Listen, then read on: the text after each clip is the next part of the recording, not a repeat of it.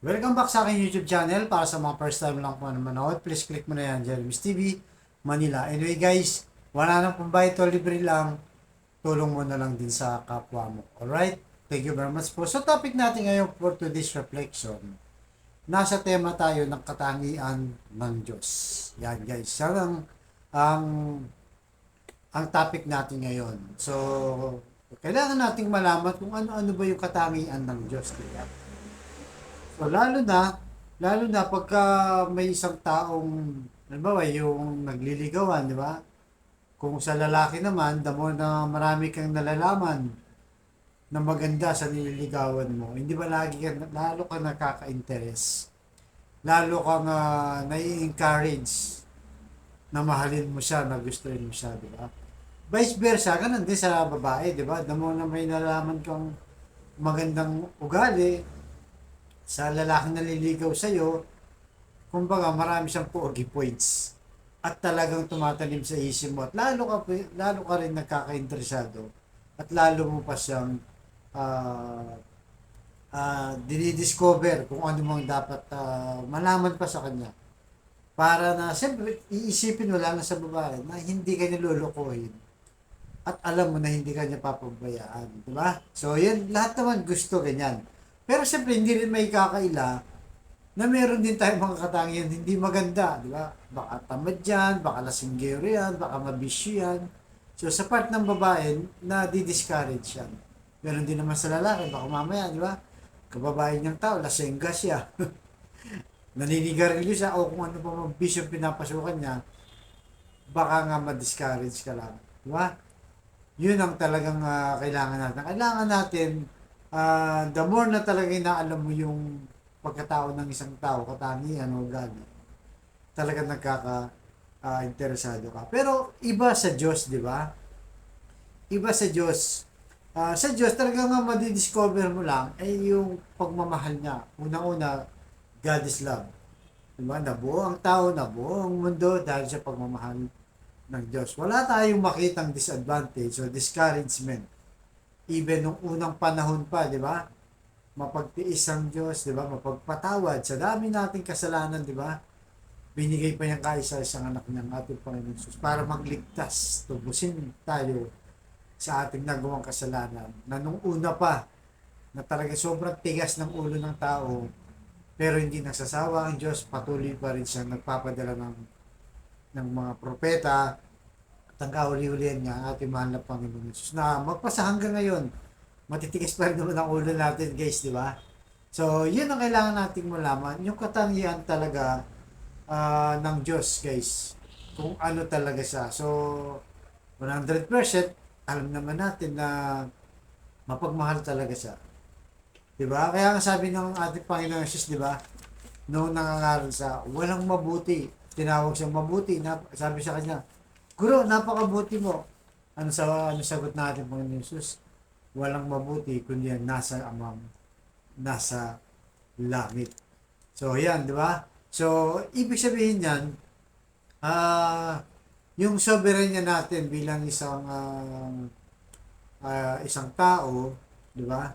At soberanya ng Diyos. So, sa tao, limbawa, sa Pilipinas, di ba? Independent ang country natin, malaya tayo, walang sino man nagdidikta sa atin. Kumbaga, kinikilos natin ang sarili nating bansa, pinakikilos natin yan, pinatatakbo ng ating mga leader na puro Pilipino at walang sumasakop sa atin o nagdidikta kagaya nung mga naunang panahon na sinakop tayo ng Hapon, ng Amerikano, di ba, ng Kastila. This time, talagang sovereign na. So, ganun din sa Diyos, di ba? Sa Diyos, walang makakapigil sa Kanya, makapangyarihan siya, walang nagdidikta sa Kanya. Ginagawa niya kung ano ang nakakabuti sa atin. So, parang sa Old Testament, guys, itong si Joseph, kung maalala nyo, di ba, yung anak ni Abraham na nagkaroon siya ng 12 anak, yung bunso, itong si Joseph, mismo mga kapatid niya, di ba, binenta siya, medyo nagsiselos sa kanya, kaya yun, napunta sa ibang sa Egypt, napunta siya doon nung time na yun. Tapos yun na nga, nung time na yun, ang dami rin niyang pinagdaan ng mga problema. Nilalait siya, pinagbibintangan siya kung ano-ano. So, talagang nalugmok talaga itong siya. Pero sa kabila niyan, kumapit pa rin siya sa Diyos. Dahil isang statement lang ang kanyang pinangahawakan, nakasama niya ang Diyos. So, despite na masama nangyayari sa kanya, pinagbibintangan niya siya, yung mga kapatid niya, binenta siya, at ano pang masasamang kanyang naranasan. Subalit hindi siya nasiraan ng loob dahil ang nasa isip niya, ang paniniwala niya, nakasama niya ang Diyos. So, di naglaho guys, kinalaunan, naging malakas siya, pinagkatiwalaan siya no hari ng Egypt nung time na yon. Tapos yun na nga, nung time na yon, naging powerful siya. Hindi lang sa kanilang bansa, kundi sa buong planeta, sa buong mundo. Talaga namang kinilala siya nung time na yon. Pero despite na nakabangon siya guys, naging powerful na siya, kinilala na siya, sikat na siya, hindi siya nagiganti una sa kanyang mga kapatid. Umiral pa rin yung pagiging magkadugo nila. Yun naging humble pa rin siya, di ba? Kaya pwede na niyang papatayin kung gusto lang niya guys, pwede niya lang ipapatay kasi nga makapangyarihan na siya.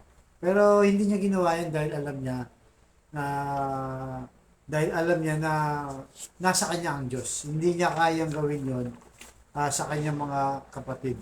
Kaya talagang nanatili siya na pinanghawakan ng salita ng Diyos.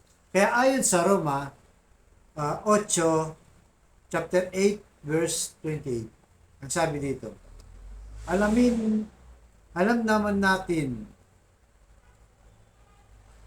natin na sa lahat ng bagay na gumagawa ang Diyos para sa ikabubuti ng mga umiibig sa Kanya, na tinawag ayon sa kanyang layunin. So yun guys, di ba? Gumagawa ng mabuti ang Diyos.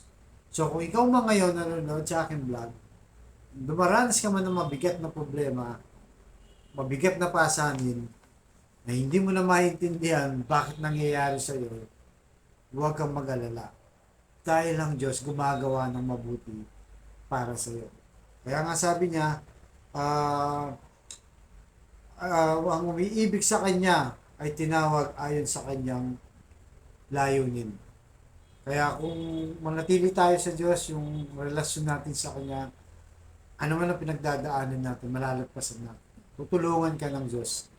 Kahit mabigat man yan, kahit sa tingin mo, wala na, di ba? Wala ka ng pag-asa, sagad na lahat ng paraan mo, wala ka nang magagawa, give up ka na, huwag. Panghawakan mo ang Diyos na sa kabila ng iyong pinagdaraanan ay kaya niyang gawan ka ng mabuti. Basta manalig ka lang, manampalataya sa Kanya. So yun ang mensahe natin sa araw na to, na sana yun ang ipanalangin natin at yun ang matanim sa ating puso. So tayo po yung manalangin. Panginoon Diyos, maraming salamat po sa paalalang ito na sa kabila ng mga naranasan namin problema, minsan Lord, pinagdududahan ka namin, nawawalan kami ng pag-asa.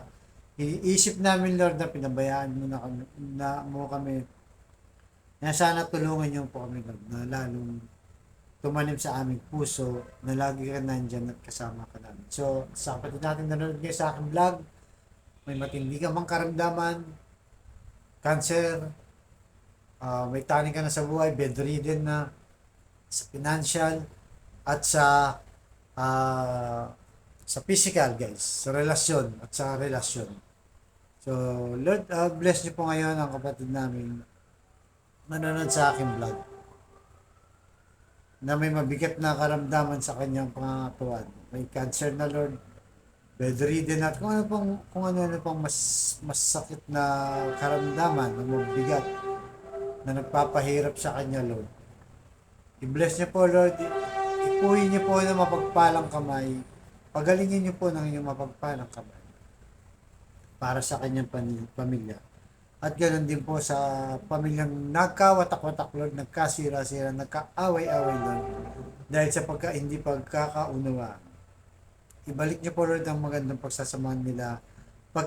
Bigkis-bigkisin niyo po Lord kanilang pamilya para maibalik ang dati nilang samahan. at sa financial, Lord. I-bless niyo po mga kapatid namin nanonood sa aking vlog, lalong-lalo na, Lord, yung walang-wala, Lord, pambili ng ulam, pamasahe, panggasto sa school, pambaon at kung ano-ano pa, Lord. Bless niyo po ang kanilang hanap buhay, Lord. Provide niyo po ang kanilang pangailangan para sa kanilang pamilya. So, ang lahat ng ito ay niling namin. Miss na pangalan natin, Panginoong Jesus. Amen. To God all be the glory. Siya nga naman, anak ng Jesus. Thank you very much po.